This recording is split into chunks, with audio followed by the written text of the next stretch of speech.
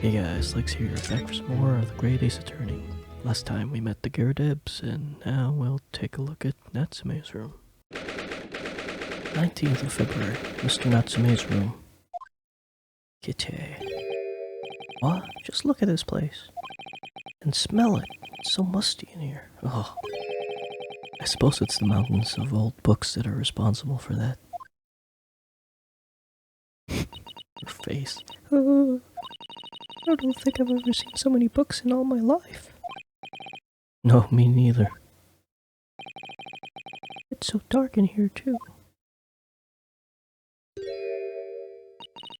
Is that the window over there?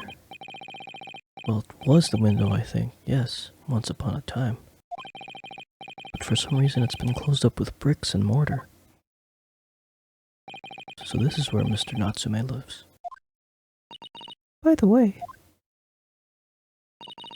I haven't spotted Mr. Sholmes anywhere, have you? No, that's true, but according to what Mr. Garada told us, the great detective should be around here somewhere investigating. He's hiding under the book somewhere. Oh wait, if I go right, he's gonna be there. I'm gonna look at everything else. Oh look, it's a beaconing cat from home! It's a bit big and bulky, isn't it? Surely Mr. Natsume didn't bring that mana Koneko all the way from Japan with him. I hardly think you're in a position to comment, Mr. Naruto. Are you forgetting that enormous Daruma doll you brought in your luggage? Well, it can be dangerous traveling abroad. What a lucky charm. Well, I imagine Mr. Natsume wanted the same, and this cat is sure to beckon good luck to him. It's not doing a very good job so far, is it? You mustn't say such things. I didn't say a word. Why are my eyes such a giveaway? Look at all those books stacked up there. They almost reach the ceiling. They're all works of English literature, and they all smell so musty. With this volume of books to hand, you'd never be short of reading material, would you? Oh, what a dreamy idea. Bad dream maybe, for me at least. Mind you, I don't imagine the book that's at the bottom of the pile now will ever be read again. Ah, so reading it is an experience that comes but once in a lifetime, just as the tea ceremony teaches us. I certainly didn't expect the conversation to turn down the path of tea ceremony philosophy. This appears to be some sort of meter on the wall here. It looks very robust. I wonder what's it for. There's a slot for inserting coins here too. Ah, I believe that is a gas meter, Mr. Naruto. Gas meter? Yes, it seems there is piped gas in this district, which customers pay for by putting coins in the meter. So if we were to put a coin on that slot, that would be enough gas to use the lights and the gasifier for the whole night. So if you're too poor to have a coin, you'd have to spend the night in the dark and freezing cold? That's right, as would a rich man who only carried crisp white notes. Ugh, London's a scary place. Look at all these balls of paper on the floor. There are notes scrawled all over them in English. Looks like the waste paper basket is so full they've just fallen out. I think Mr. Natsume must have been deeply immersed in his research, don't you? Or deeply adverse to tidying up his mess. I wouldn't like to speculate which is closer to the truth. Could you even call this a window? I think so. It was a window at one time after all. Although all that remains is a frame around some bricks now. So really it's just a wall then, isn't it? But why would anyone deliberately brick it up like that? I'm afraid I have no idea. Ah, perhaps Mr. Natsume printed the brick design on it in a fit of whimsy. That's alarmingly feasible. Anyway, whatever the reason, the lack of ventilation in here makes the place very oppressive. It does. I imagine being cooped up in a room like this would be extremely trying.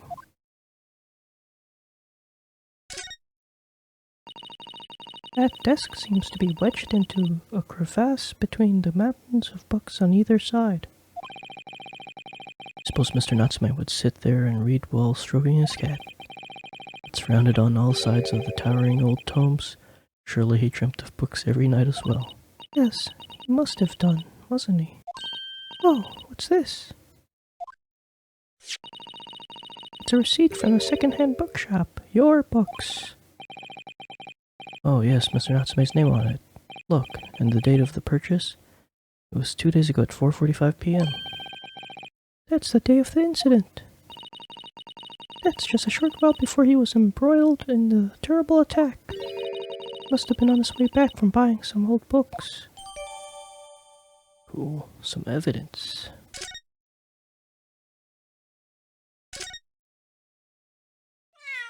Meow.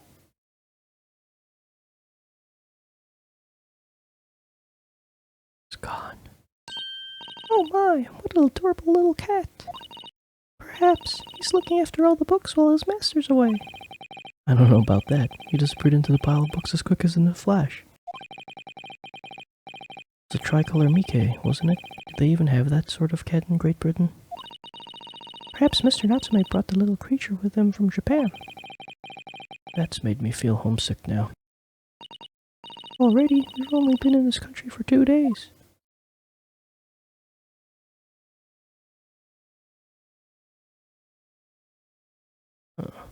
And then Mr. Sholmes is gonna be right there.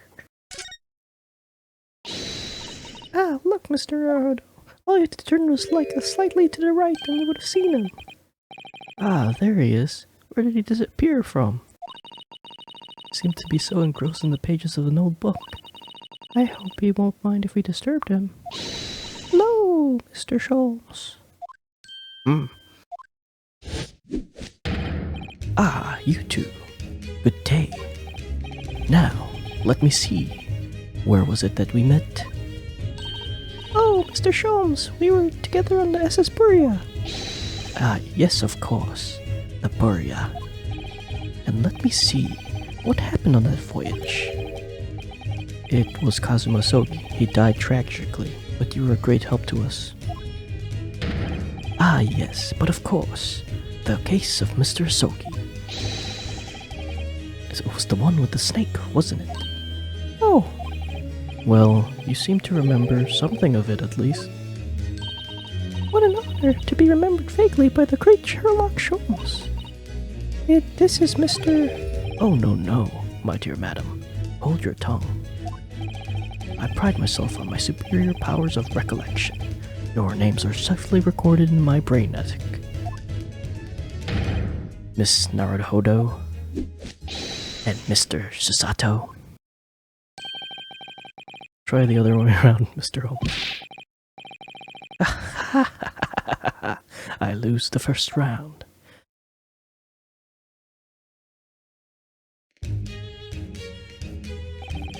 In truth, I had hoped to invite you both to my Baker Street suite the day we arrived in London. But some Scotland Yarders ambushed me at the railway station and whisked me away to the crime scene. It was an entirely trivial case, of course. I solved the matter in no more than 30 minutes. So they apprehended Soseki-san in that short of an amount of time. I'm afraid the pursuance of a new case has dulled my recollection of the past involvements a little. It is a mistake to think one's brain attic has elastic walls and can descend to any extent. I do my best to forget useless facts, lest they should elbow out the useful ones. Yes, those are my words of inimitable wisdom, you know, from the adventure entitled A Study in Scarlet. Please, there's no need to quote yourself. I don't always remember my pearls of wisdom, but fortunately, my associate pens them beautifully. Means Iris, I suppose. Mr. Sholmes, we have some extremely important questions to ask you about the trivial case you just mentioned. Goodness, what an earnest expression. My dear madam, I should be only too pleased. In this murky room, in an apt place to discuss the murky case.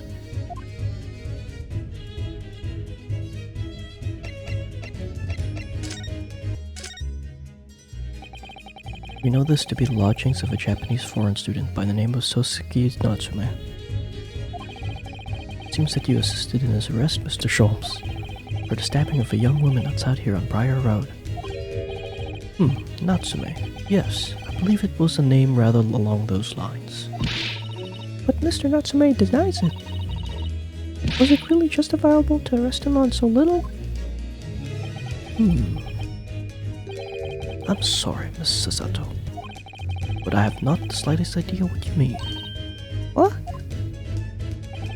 Can't believe he was looking Sasato-san squarely in the eye while feigning ignorance. I assure you, I am not merely feigning ignorance.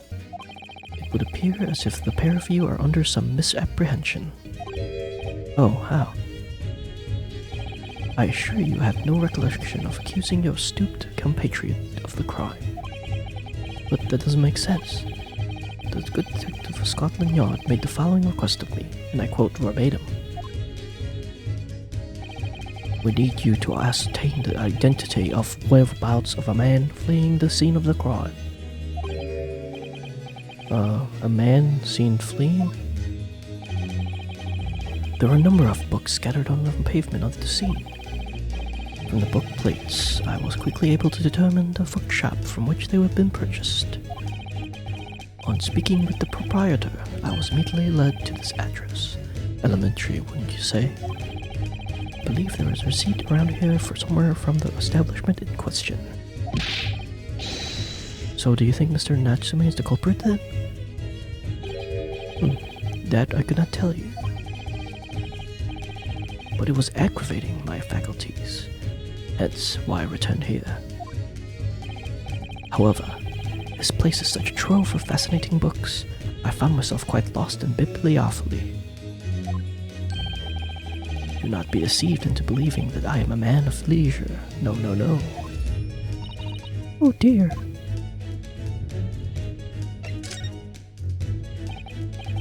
Tell me. Have you encountered the landlord of these lodgings? Yes, Mr. Garadeb, a retired military man.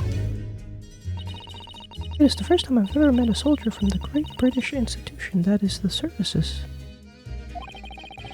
No, it's the first time I've ever met a maid from the Great British Institution, that is service.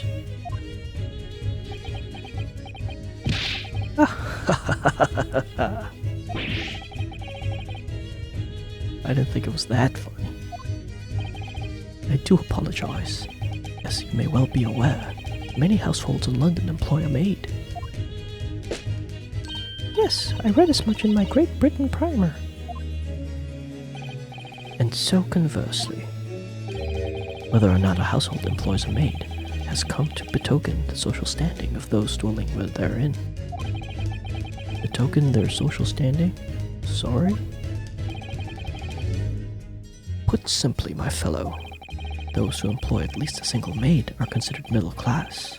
Those who do not are beneath that.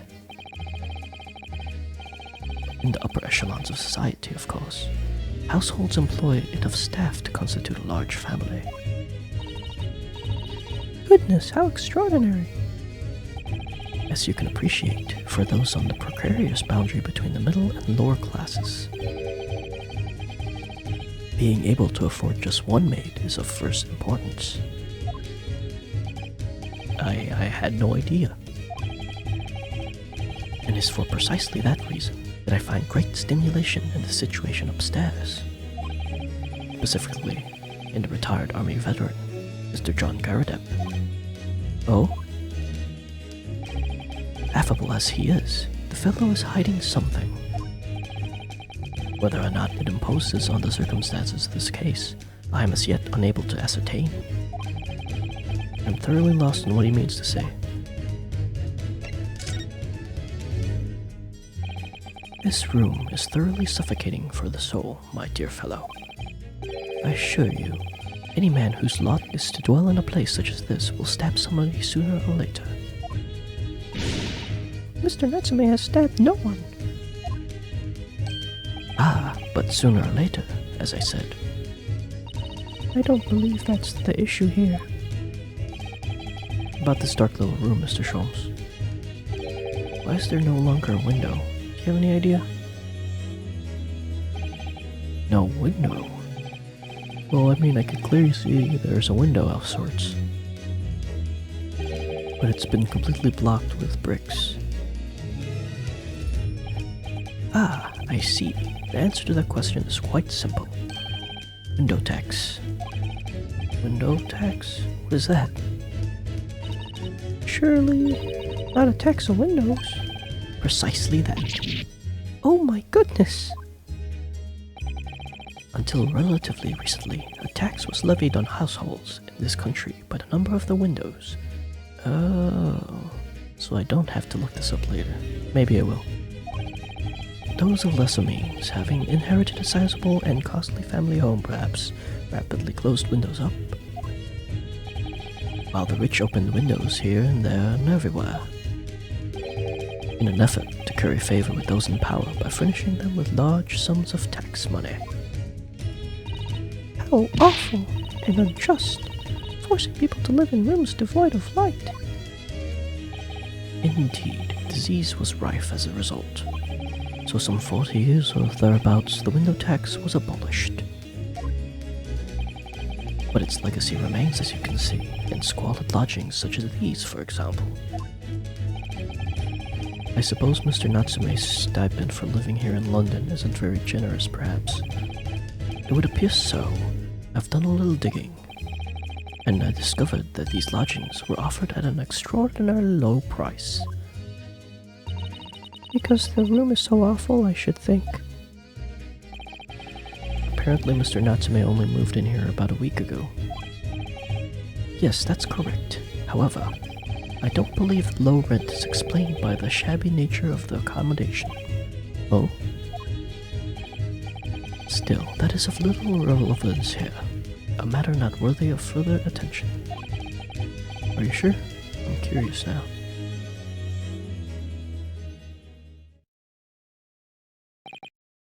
Well, I believe I've told you all I can now. Thank you, Mr. Sholmes. Ah yes, Mr. Naruhodo. Was it not your intention to become a practitioner of the law? You remember that, did you? Will you perhaps be offering your services in this very matter, I wonder? To the occupant of this room, Mr. Natsume, was it? I'm not sure. Not sure. On what grounds? Well, I actually defended someone in court here only yesterday. Really? Well then, I congratulate you, sir, on an ambition realized, and so promptly too. Thing is, it's really made me question things. Am I right to believe in my clients? To trust in their innocence? Yes, trust. Mr. Sholmes. Mr. Natsume didn't do it, did he? My dear fellow, I haven't the first idea. Oh, but I thought that's why you were here. Didn't you come back here to investigate? Ah yes, that was indeed my initial intention. But there are simply too many fascinating books here. I couldn't possibly ignore them. Oh, I see. Nevertheless, there are two facts that I can state quite unequivocally. The man who fled the scene of the crime 2 days ago was the Japanese occupant of this room. And there are witnesses who swear to have seen the same man commit the crime. That is all I can say. And one more thing. Oh, what is it, Mr. Sholmes? Tell us. I cannot say with any certainty whether or not it is of relevance to this case, but I'm quite sure that the retired army man who owns this property is hiding something. Mr. Garadeb is? Mr. Sholmes said as much before, actually, didn't he?